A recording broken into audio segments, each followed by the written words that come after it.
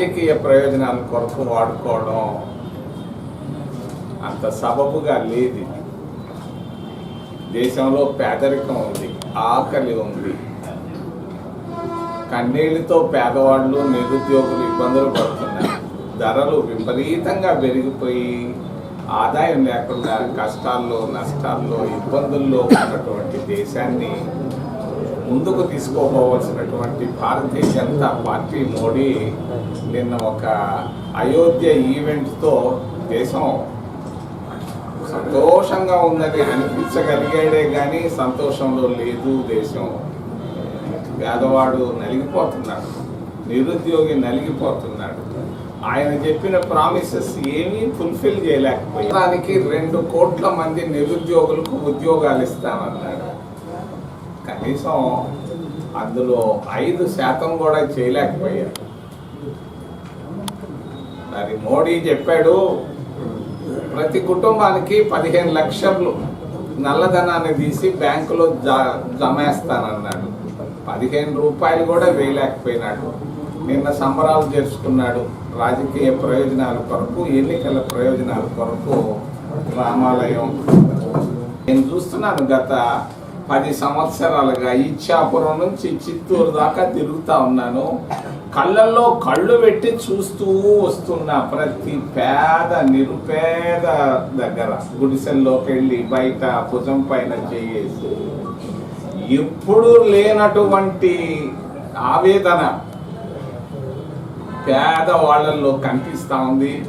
ఈరోజు ముఖ్యంగా ఆంధ్రప్రదేశ్ రాష్ట్రంలో ఇది మార్పు అని చెప్పుకునేదానికి కాదు, కానీ పరివర్తన కొత్త పదాన్ని నేను వాడుతున్నాను. పేద ప్రజల్లో ఆంధ్రప్రదేశ్ రాష్ట్రంలో పరివర్తన కనిపిస్తూ ఉంది. పరివర్తన ఎందుకు? వాళ్ళు వాపోతున్నారు.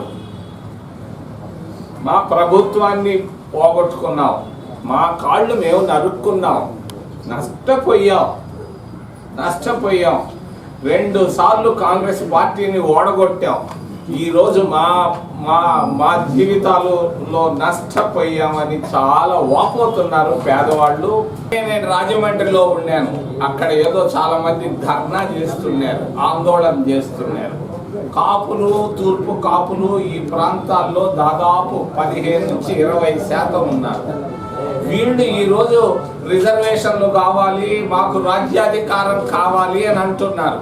మరి ఈరోజు రాజ్యాధికారానికి దగ్గరగా రండి అని నేను అంటున్నాను. కాంగ్రెస్ పార్టీ వైపు పేదవాళ్ళు వచ్చేసారు, మైనారిటీలు వచ్చేసారు. మీరు కూడా రండి అని వాళ్ళని ఆహ్వానిస్తున్నాను. పొరపాట్లు చేయొద్దు.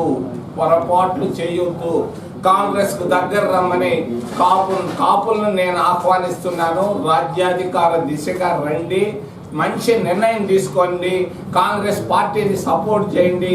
మీరు సపోర్ట్ చేస్తే నేను చిరంజీవి గారిని అడుగుతున్నాను. ఈ రోజుకి ఆయన కాంగ్రెస్ పార్టీ సభ్యత్వాన్ని కలిగి ఉన్నాడు.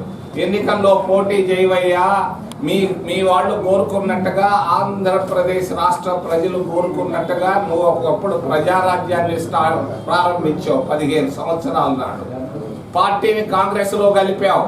ఈరోజు మంచి అవకాశం, సదవకాశం ఉపయోగపెట్టుకో అని నేను చెప్తూ బాల్ని ఆయన కోర్టులో పెడుతున్నా. సభకి దానికి ఆ విమర్శకు మరి జవాబు ఇవ్వకుండా ఆమెని షర్మిలా శాస్త్రి ఇవన్నీ ఏంటయ్యా, ఇది తప్పు కదా, అటు అనకూడదు, తప్పు. మా పార్టీ నాయకురాల్ని షర్మిలమ్మని విమర్శిస్తే మేము విపరీతంగా విమర్శించగలం, మాకు తెలుసు ఎలా విమర్శించాలో. 75 అసెంబ్లీ స్థానాల్లో కాంగ్రెస్ పార్టీ 130 అసెంబ్లీ స్థానాల్లో గెలవడం ఖాయం. మరి 25 లోక్సభ స్థానాల్లో 20 స్థానాలు కాంగ్రెస్ పార్టీ గెలవడం ఖాయం.